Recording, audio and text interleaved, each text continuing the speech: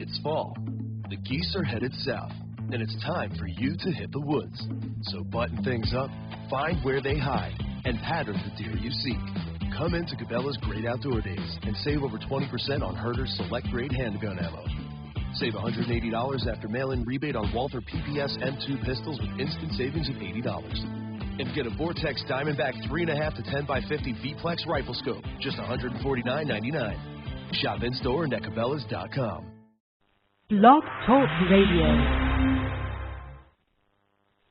Good evening, everyone, and welcome to another version of my wonderful show that we call Sin's Chat Corner. I have to apologize. I was having a bit of technical difficulty here, so we're about 5 minutes behind on our show time today. But I just want to say thanks to everyone, and always very grateful that you opted to listen into the show. This evening we have a very special show in that my guest is Joe Deninzon. For those of you who have never heard of him, he is an actual electronic violinist, as well as a master of all crafts musically. We're going to basically delve into all of his fields of expertise and talk a little bit, of course, about his, I believe it's his 5th CD release. He's just a major talent, and I personally am very in awe of that. So I want to start off tonight's show with the basics, which is all of the company business. First of all, I want to again remind everyone that I, of course, am chairing a celebrity fundraising event that is going to be entitled Leah's Leaps for Lumps, and this, of course, to benefit breast cancer research. In part, it is being done to benefit my dear friend, Leah DeSimone, who happens to be a mob wife on the Chicago show, and her mother is actually currently struggling through breast cancer treatment herself, which is one of the motivating factors as to why I opted to come on board to do this. Again, the event is scheduled for October 20th from 7 to 11 p.m. in Milwaukee. At the present time, of course, I'm still seeking out some vendors, and, of course, always we need volunteers. There will be a mini fashion show there, so I might utilize maybe 1 or 2 more models. And, of course, in addition, we're going to be having a whole raffle table, so we're always welcome to having donations. So certainly, if you know of anyone that wishes to contribute to this worthy cause or perhaps help in any manner, shape, or form, you need to get a hold of me directly to do so. As you can see here, Sin's Chat Corner is my show page. You can leave me a message here. I have a regular Facebook page, which is Cindy, last name M-I-C-H. Also, my show page is on Facebook, Sin's Chat Corner. My Twitter handle is at SANDB111. And, of course, I can be reached at regular email, which is CIN4251@gmail.com. And, of course, as always, I appreciate all of your help, and just passing along the word would be greatly appreciated. Now, I wanted to mention, for those of you who might happen to be in the Chicago area or who happen to be listening as far as this weekend, my dear friend Nora, same series as Leah, of course, Mob Wife Chicago, is going to be bartending at a breast cancer fundraising event. Apparently, this is going to be located at Tavern on LaGrange, if I'm not mistaken. I will be there, of course, in support of this, and certainly I'm hoping to see you there. The information for this event can be found on her Facebook page, actually. So if you go onto Facebook and you type in her name, which is Nora, last name S-C-H-W-E-I-H-S, right on the very front of her Facebook page, she'll be able to tell you what times, how to get there, the whole 9 yards, to have that information readily available to you. And I also wanted to mention to all of my friends who are currently in Milwaukee, if you happen to be here based for this evening, if you're happening to try to find something new out of the ordinary to do, and it's a nice night out tonight for great live music, I have just a spot for you this evening. I have 3 very dear friends of mine, all of which who are musicians and actually are part of the music scene here. Bill White is in a group called Audacious White Noise. Matthew Tyner, of course, is with the Milwaukee Carpetbaggers. And a very talented new musician I came across not so long ago by the name of Ethan Keller. They're all very magnificent musicians. They're going to be playing down at a venue this evening called 106 Sea Booth. Apparently the music's supposed to start off at 8 o'clock, and I just know it's going to be an absolutely beautiful night. From what I can tell, it doesn't look like we're going to have any rain this evening, so I think we're going to turn off well. So definitely, if you don't have any plans this evening, looking for something to do, hightail it down there. I, of course, personally will be down there myself. Since we're running a little behind today, I guess we'll just go through my one topic of the day. And as we all know, that if any of you happen to listen to my show on any kind of regular basis, you must know that I ride a little bit on the eccentric side. So most of the topics that I tend to pick are ones that I usually have a strong opinion on, or at least I want to bitch about, one or the other. Our main topic for today is, I just came wind of this story, I believe it was yesterday. It actually involves a federal judge located in Boston. He very recently had made a ruling as it relates to an inmate the inmate's currently incarcerated and serving a life in prison sentence for murder. It's the first thing I should press upon you. Turns out that this individual happens to be a transgender person. Now, of course, by the way, I will tell you that I take no issue with that whatsoever, although everyone else might have their own personal opinion. It's irrelevant to me whether this person is transgender, straight, or otherwise. The ruling states that he will be allowed a sex reassignment surgery to be done. So that's the ruling, that he will allow him to do this. Apparently this individual is transgender, so of course sometimes they do things such as reassignment surgery. Apparently there is an argument that this surgery may or may not be a medical necessity.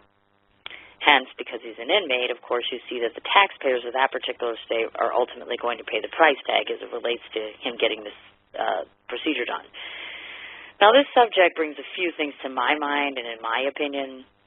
I mean, first of all, I get that the purpose of a reassignment surgery is apparently to assist with gender identity disorder, which is obviously I'm struggling because I don't know the actual term for it. I guess you would say it's not necessarily a mental disorder. It's not necessarily a physical disorder. Apparently what it does is it brings about duress and impairments to a person on both a social and a personal level. There is typically an identity that we all have that's established from birth. In this particular case, some individuals can't identify with that, and then they continue to struggle with it throughout their life. And then for some reason, some have to alter themselves physically and hormonally to adjust. Now, I see according to the newspaper that apparently the inmate has, up to this point, changed his name, obviously from being male to a female name, has lived physically and dressed physically as a woman, and has now began to utilize hormone treatments. Now, sad to say, this person, unfortunately, has already tried to castrate himself and has also apparently tried to attempt suicide twice in prison as complications of this said disorder. Now, I can see a definitive need for this person to get ongoing mental treatment because clearly he suffers from a condition that would require that kind of ongoing care. I mean, and further to step it up, I mean, if you're in jail for life for murder, I want to think that perhaps you have a mental problem to begin with. That should kind of be a no-brainer. I can clearly see that this would be a struggle, as obviously, there's the society psyche that says, transgender individuals or anyone that's, same-sex relationships, that whole vibe, that whole thing, everybody can be so very highly critical about as it relates to that. I can see that, again, because of this condition, perhaps his behavior might be considered irrational. But my problem comes in this, basically, which is why would you provide such a surgery at the expense of other taxpayers for one who has already opted and made a decision whether he is mentally ill or not? The reality of the situation is he has actually ended someone else's life. He's murdered an individual. This inmate chose to take a human life, and then, he did not get life in prison for accidentally killing, you go out and you murder a cat or you run somebody over on accident or whatever the case may be. There is an intentional malice as it relates to that. In this particular regard, it's difficult for me to overlook because clearly, he's been found guilty of a murder. I mean, I just don't understand why the state would allow him to receive this surgery, deem it necessary, and then have the taxpayers pay for it because you're basically helping a murderer in essence. I mean, I could see if he was a hardworking, decent individual with good intentions, who's actually contributing to society in a good manner, I can certainly understand that. I mean, basically his contribution is he slaughtered someone and then took that person away from their own friends, their own family, and their own existence. I believe that even if there are suitable grounds for him to actually need the surgery and have it be a necessity, then the judge himself should order that those funds be found from an alternative source. I mean, it's already the burden of the taxpayer in part to pay for his incarceration, and now you want us to pay, or in essence, those taxpayers, to pay for his medical care as well as for his most recent accomplishment in life, which is murder. I mean, basically that's all he's done so far, and then they threw him into a prison cell. You're already paying for the incarceration, like I said. Now you're going to go ahead and you're going to take care of his medical necessity. And again, if he were bleeding, if this is life-threatening, and even if it is something that needs to be addressed, the funds shouldn't fall back upon the individuals that are already housing him. The So please don't mistake my intentions here. I mean, I am the first one to say I have a very good heart, and I don't wish ill will on anyone. But in this particular regard, I find this ruling is both unfair and unreasonable as it relates to the individuals that live there. Now, perhaps it's possible maybe even that other treatments could be utilized in the interim. Perhaps this individual might end up getting parole of some sort and then go back into society. But again, this wouldn't be the first or last time that somebody would say, shut the hell up, Cindy, you don't know what you're talking about. Again, I mean, my stance on this is clear. The gentleman obviously needs help. The gentleman obviously has some sort of a mental issue that's going on, and I'm a big advocate for mental health care in this country. But the reality is that, you can't expect someone to house an inmate and pay for his, everything, basically, before you know what you're going to pay to have, prisoners get privileges. It's called a prison for a reason. You're getting punished for a reason. Therefore, medical necessity care, I think, should probably just get better defined. And again, it has nothing to do with his gender or what preference he has sexually, and everything to do with the logistics as it relates to paying for the procedure itself and whose responsibility it is.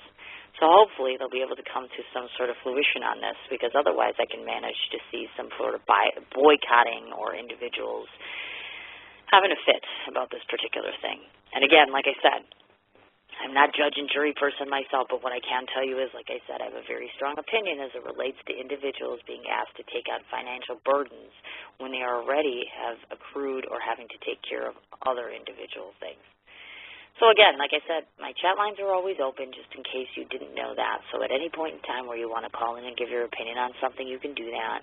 Certainly leave me a message on any one of the other particular subjects that I had mentioned before.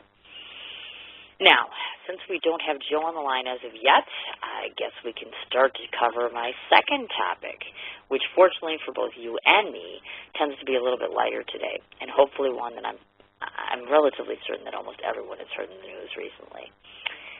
If any of you are even remotely interested in what goes on the internet or the television, I'm certain that you would have heard about this incident which involved the royalty, which is Prince Harry, obviously.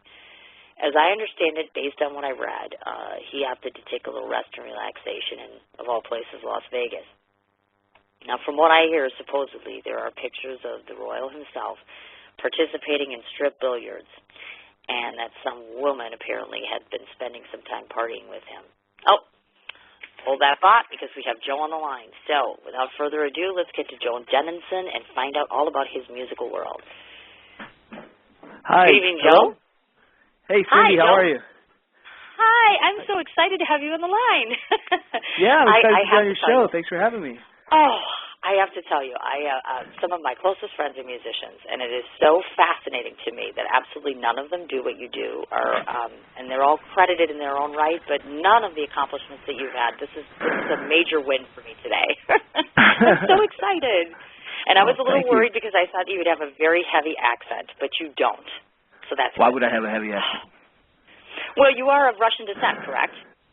Yes, but I came over when I was 4 years old, and when you come that young, you sort of lose your accent. Most of the people I know. Oh, okay. Yeah. Okay. Okay. Well, I have tons of questions for you, so I'm very excited to get going on asking you all sorts of things about yourself, if you don't mind. Not at all. First of all, I have tons of answers. I hope so. Because they're pretty good questions. From what I can see here, you're just a natural-born prodigy, so it would seem. And, of course, I obviously find it interesting that you are of Russian descent, because clearly I don't know of anyone of that vernacular. I'm wondering if you could give us a peek into your beginning origins as an entertainer, kind of start us from the beginning to where we are now, kind of, sort of. Wow. Well, I think, I come from a musical family. My parents are both classical musicians. So I was hearing music from day one, but it was all classical music. They were like strictly straight as an arrow classical musicians. My father was a violin player, my mother's a pianist, and they're still professional musicians. So I think, my earliest childhood memory was conducting. I liked to listen to records and conduct, pretend I was conducting an orchestra. And somehow when we came over to the States, when they brought me over, that whole conductor aspiration, I was a little kid, I was 4 years old, that whole thing became perverted and corrupted. And okay. I went to public school, and I started, I really wanted to fit in, and growing up in public school in the United States, in Cleveland, Ohio, most people weren't really hip to classical music, and I sort of felt like an outcast a little bit. But I started playing violin when I was 6 years old, and as a secondary instrument, I played the piano, but I ended up sticking with the violin. So my father was my first violin teacher, but I was strictly just studying classical violin, all the scales and etudes and all the pieces you learn when you start out on violin. So, and the Suzuki method and the Russian method. So that was my thing, but I also was listening to the radio. This was in the early 80s. Gives you an idea how old I am. But, and at the time, I started watching a lot of MTV and listening to what was on the radio back in the day. And I remember really digging like Van Halen's 1984 and, of course, Michael Jackson and Twisted Sister and Yes and, all the stuff that was around in the early 80s. It was like, pop culture. Oh, wow. Okay. So, sure. There was only classical music played in my house. And the reason, actually, we came over to the United States, we're Jewish, and there was a lot of religious persecution in the Soviet Union. And what happened was my father, it was sort of a do-or-die situation. He had to win an orchestra job to support his family. So we were all crammed into my uncle's apartment in New York, and my father was practicing violin in one. It was a one-bedroom apartment, and my father was practicing violin for his auditions in the kitchen, while my uncle, who was a viola player, was practicing in the bathroom. And it was 7 of us crammed in this apartment. And my dad ended up winning a job with Cleveland Orchestra, which is one of the greatest orchestras in the United States, if not the world. So that's how I ended up growing up in Cleveland, the home of rock and roll. So anyway, moving right along, basically, I felt that rock and roll music and popular music was just had such power to communicate with people. I felt that people connected with it, and I, instantly took to this music. And right when I was, I think, around 12 years old, I started dabbling in writing my own songs. And I really enjoyed singing as well. I was always singing, in school and doing a lot of stuff like that. So I wanted to form a band, and I was 13, and no one around me played bass. Everyone played guitar. I still, all this time, practiced the violin, but I didn't really conceive of how a violin can fit into a rock band. So I took up bass because I figured 4 strings on the bass, 4 strings on the violin. How hard could it be? Sure. So the first instrument I learned to really rock out on and improvise on was the electric bass. And then when I was 15, I taught myself guitar, and I started playing guitar as well. But I didn't really figure that you can do all this stuff on the violin and improvise and play, anything you can do on an electric guitar, you can do on a violin. So basically, when I was 16, I was playing violin in some high school talent show or something, and there was this local Cleveland celebrity named Michael Stanley. I don't know if you're familiar with him. The Michael Stanley band. But not Michael. Paul Stanley from Kiss. No, Michael Stanley was like the Bob Seger. He was to Cleveland what Bob Seger is to Detroit, I guess. And he was like the local working class rock star that could fill 20,000 seaters. But in Cleveland, he had some minor hits in the early 80s. But outside of the Cleveland area, not a lot of people knew him. But he had a huge following there. So he had a long career. But long story short, his daughters went to my high school, and he heard me play. So he invited me to sit in with his band at one of their concerts. And I was like, wait a minute, on the violin? I've never played rock and roll on the violin before, So, but I already sort of knew the language from studying it on the guitar and the bass. And it was just a matter of transferring it to my fingers when playing the violin. And it was a huge kind of turning point for me. It was that concert that was a big, life-changing moment. And around the same time, my dad bought me a recording of Stefan Grappelli, the great jazz violinist from the 30s. And I also checked out Jean-Luc Ponty for the first time, who is a great fusion player who who everybody knows. He played with Zappa and had a long, 40-year career.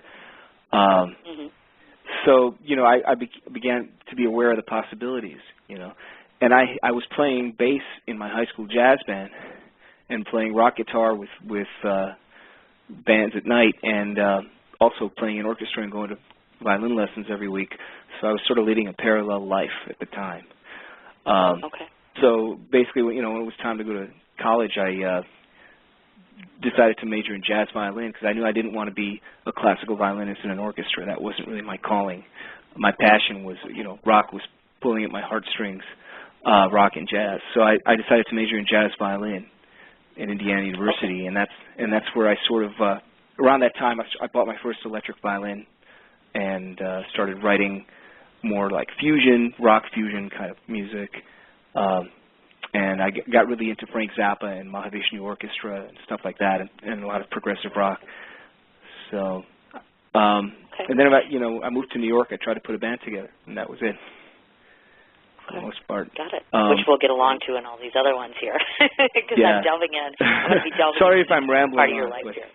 No, that's okay. That's fine, actually. I mean, would it be a fair assertion to say that music has pretty much been your first and only passion, or did you ever say to yourself, you know what, I don't want to be this musician guy. I want to go paint, or I want to go write, or I want to do you know what I mean? I went through a phase where I think when I was like 12 or 13, where I was reading a lot of Stephen King, and I wanted to be a novelist and write horror books, And I was sort of fascinated with being a writer for a brief period of time. I always thought I had a pretty good flow as a writer and enjoyed it, but music really took over. But I have recently written a book. It's an instruction book for electric violinists, and so it sort of came full circle. I got to work that a little bit, and hopefully I'll write another book sometime in the future. Definitely. I hope so. We hope so. It's a good thing you didn't go for the writing thing. I'd be personally disappointed. I kind of like you as a musician much better. Thank you.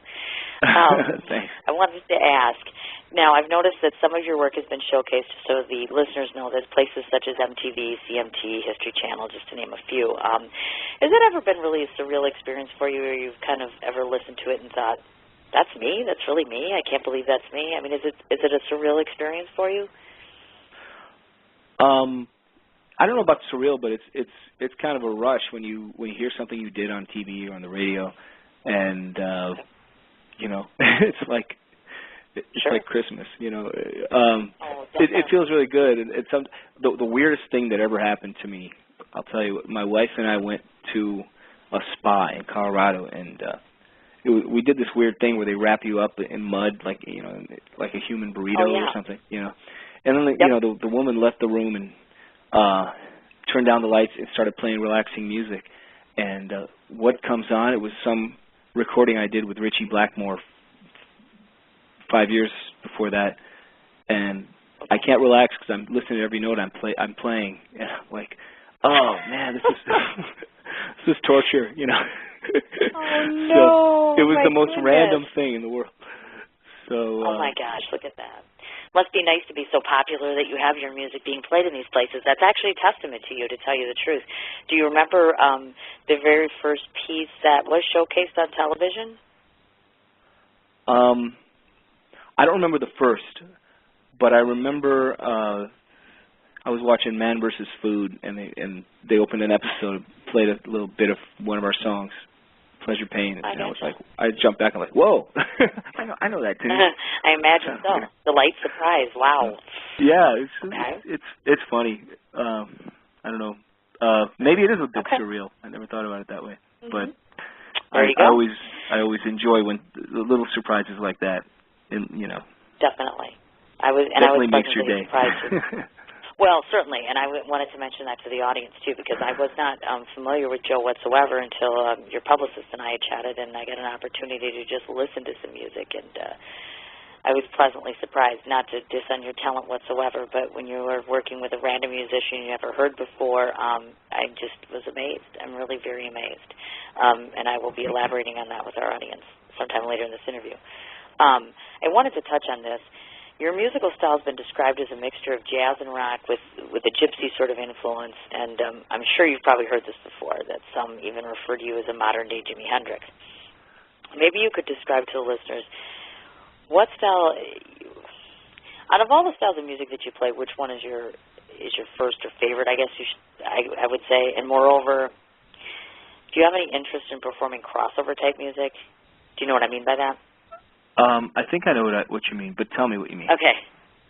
Meaning, like, if your forte happens to be in jazz, or if your forte happens to be with, classical music, would you entertain the possibility of doing a crossover? Hence, for instance, a country singer starts doing pop or rock music. Okay, so to answer your first question, I really love everything. I mean, it's all just music to me. Duke Ellington once said there's only two kinds of music, good music and bad music. So I play with a lot of really cool groups in addition to Stratospherius. And speaking of crossover, for 2 years now I've been playing in a group called Sweet Plantain String Quartet. And this is a group of classically trained musicians as a traditional string quartet, but they mix hip-hop, jazz, Latin styles, and blues into the string quartet setting. So that's like, if that ain't crossover, I don't know what is. It's a really fun band. And I also have a jazz record I put out in 2010, which is very different from the rock fusion kind of music that you hear Stratospherius doing. So, yeah, crossover is my life. Everything I do is crossing a lot of different boundaries. But I think in my heart and soul, I'm still a rock musician. That's what I love to do the most.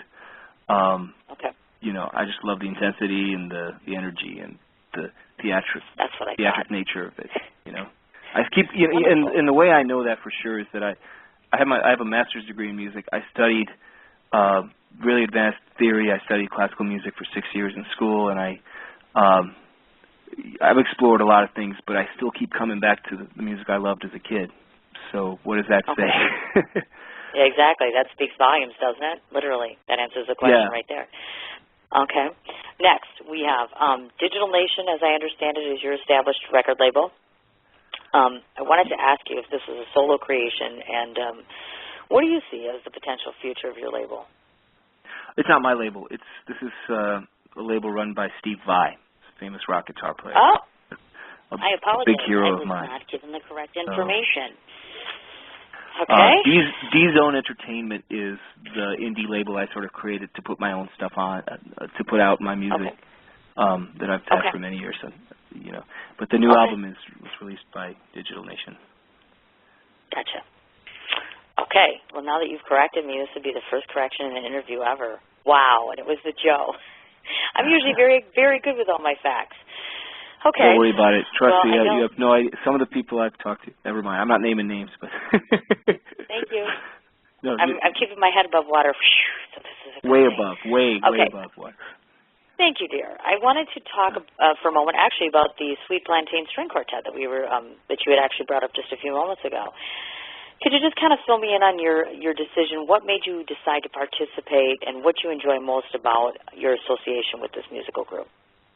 Well, they're all really great friends of mine. I've known these guys in the New York freelance scene for like 10 years, or as long as I've been living in the area.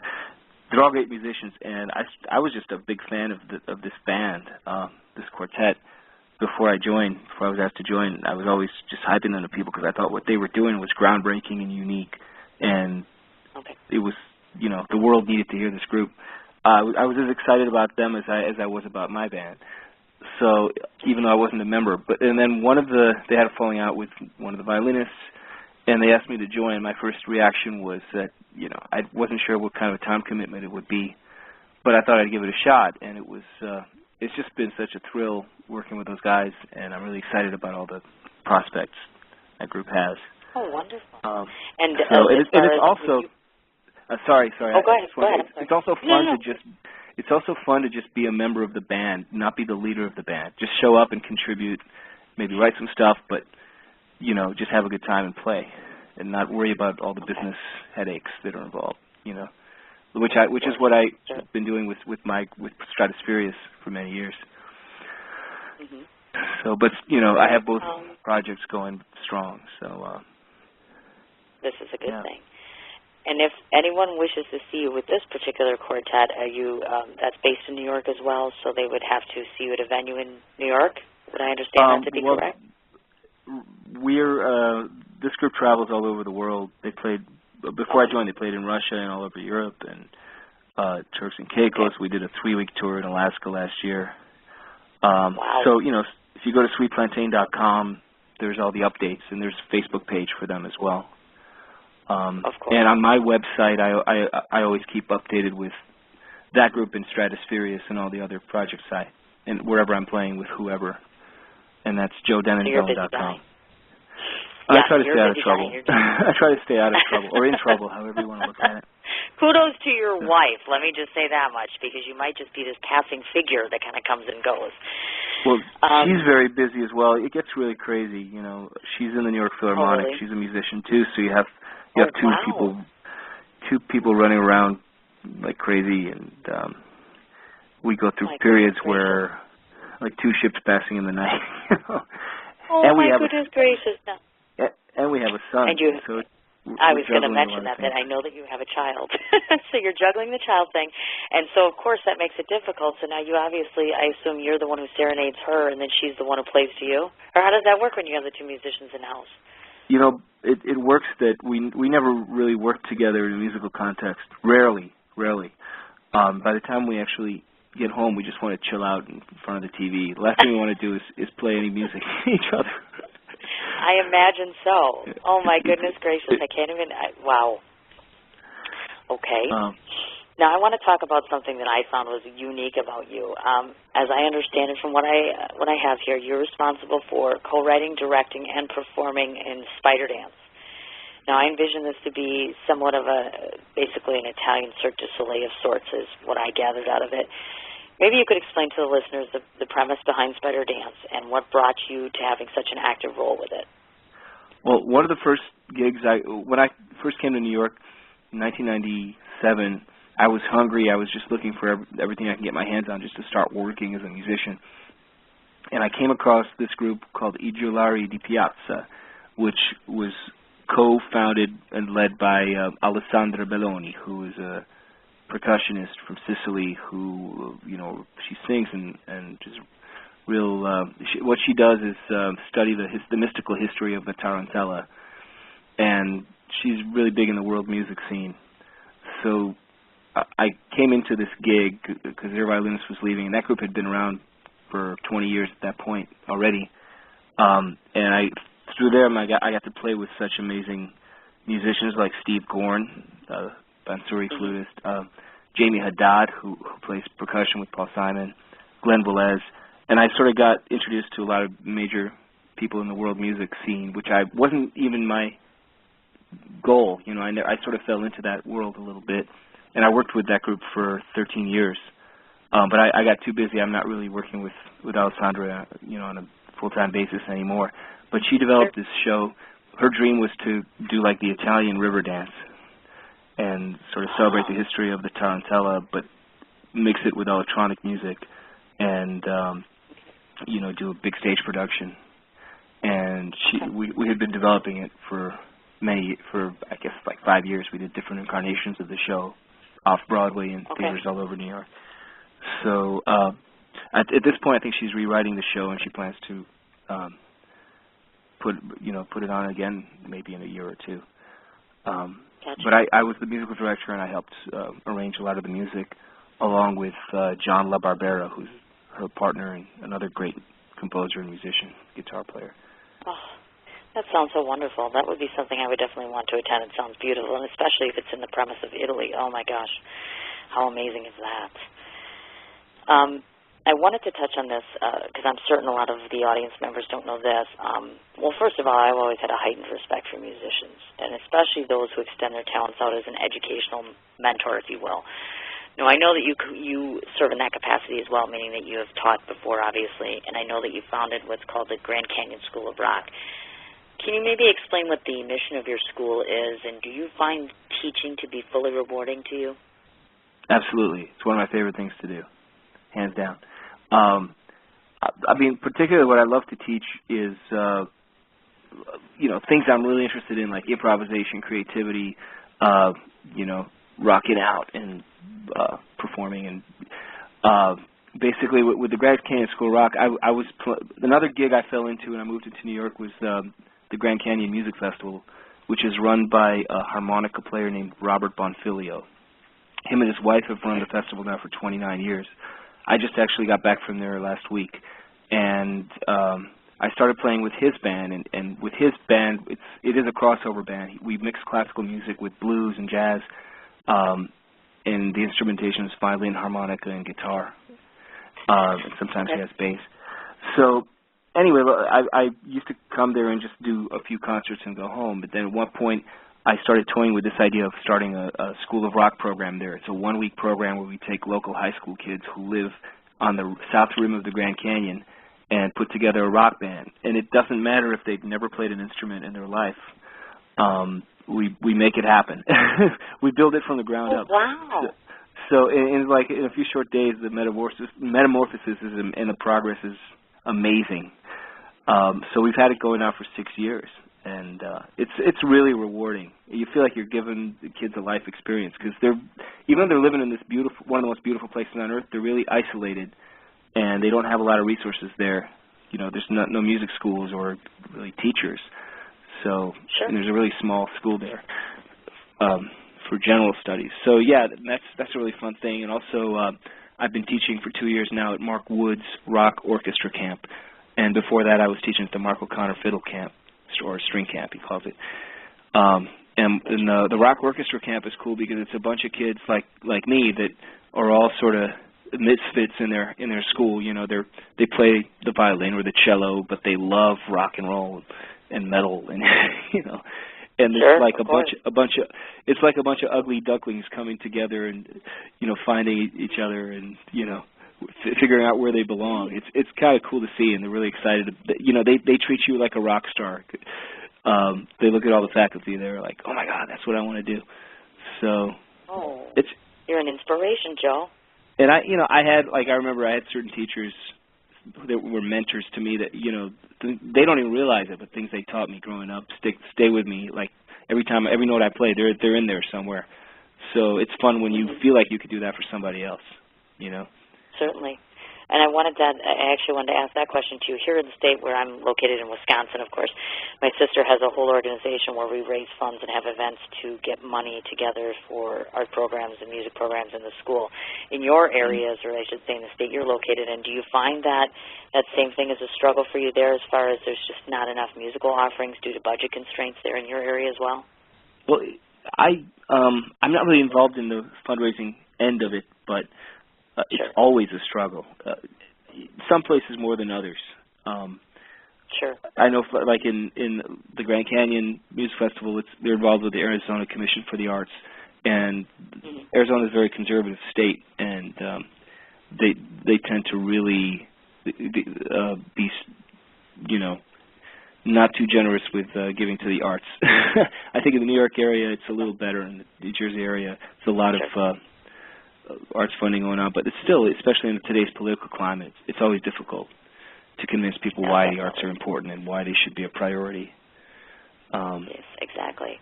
I would agree. But I respect people that. I never got into that end of it.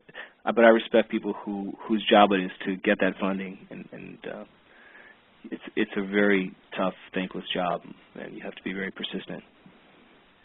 Definitely so, and it's unfortunate. It really is unfortunate. We struggle with that quite a bit here, actually. So people support the arts. I can't say it enough. Support your musicians, support your arts, period.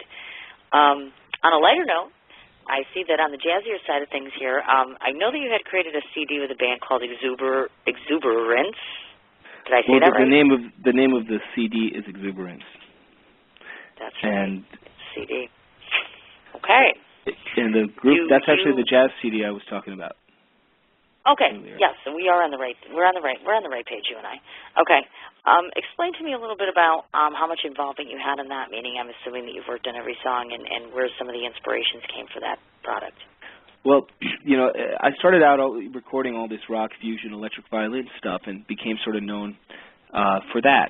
But I always loved playing swing jazz, and like I said, I loved Stéphane Grappelli and Django Reinhardt and that kind of old hot club of France swing fiddle kind of sound. And also Mark O'Connor, who's another great hero of mine, had a really great jazz trio that also played that kind of style. So I'm like, I want to make a demo, showing that side of me. So it started out as just a 4-song demo. And then I said to myself, I don't want to be another guy playing standards because that's just done so much and so well. I want to maybe play some of my favorite pop tunes, rock tunes, and give it that kind of treatment, and try to keep the integrity.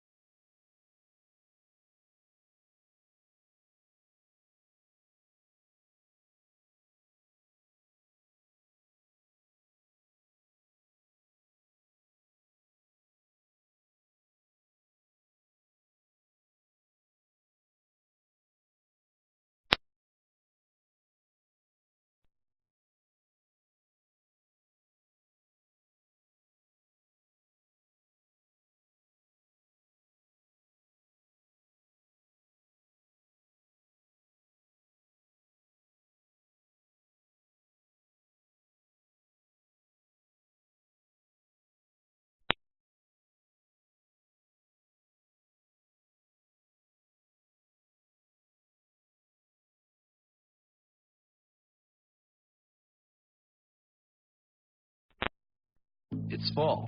The geese are headed south, and it's time for you to hit the woods.